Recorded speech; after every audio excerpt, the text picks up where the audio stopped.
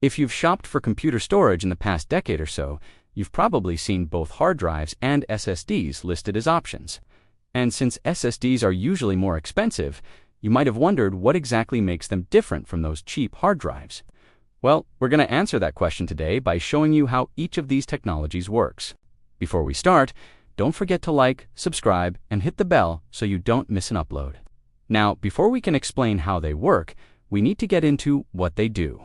At their most basic, both hard drives and SSDs are storage devices that hold your operating system, programs, and files until you delete them. They just go about it in different ways. First up, let's talk about the humble hard drive.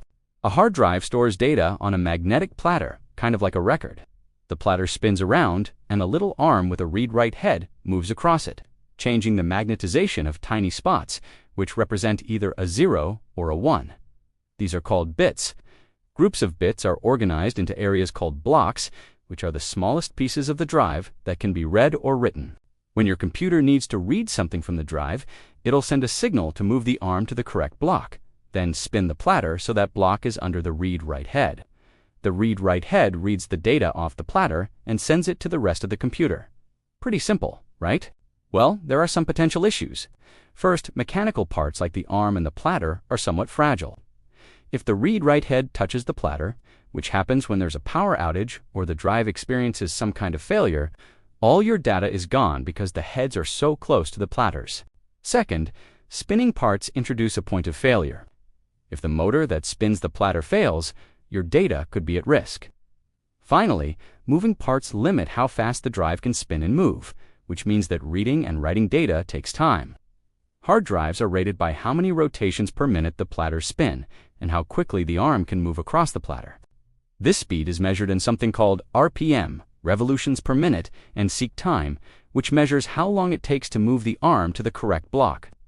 Now that we understand the limitations of hard drives, let's see how an SSD compares. An SSD, or solid-state drive, has no moving parts, which eliminates many of the potential problems we discussed earlier.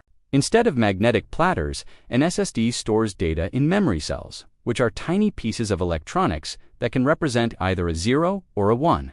These memory cells are organized onto what are called NAND gates, which are similar to the logic gates used in CPUs, but are designed to store data rather than perform calculations. Each NAND gate holds many bits of data, and each bit is accessed through an address made up of multiple coordinates. Just like a hard drive, an SSD maps these addresses to specific pieces of data.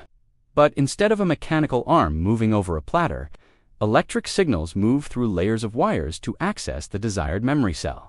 Because there are no moving parts, an SSD doesn't suffer from the same limitations we discussed with hard drives.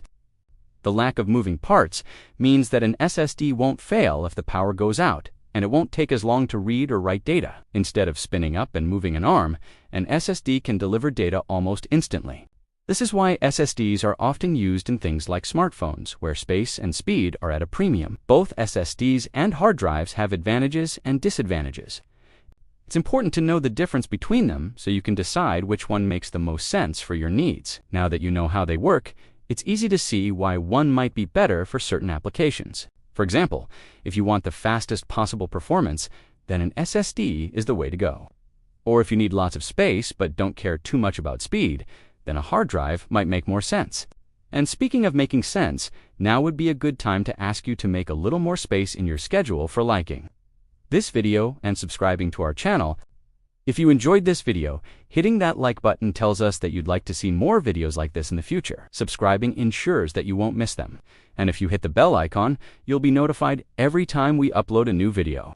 So what are you waiting for? Click those buttons already. Now, while you're off clicking buttons, let's finish up by talking about how these technologies compare in terms of capacity. Generally speaking, hard drives tend to be much larger than SSDs because the parts that move around on a hard drive are much less expensive than the electronic memory cells that store data on an SSD. This is why a 1 terabyte SSD costs so much more than a 1 terabyte hard drive. Remember that you always have the option to add additional storage to your computer, whether it's a hard drive or an SSD. It really depends on your needs and budget. Hopefully you learned something today. If you did, leave us a comment. We'd love to hear what you have to say.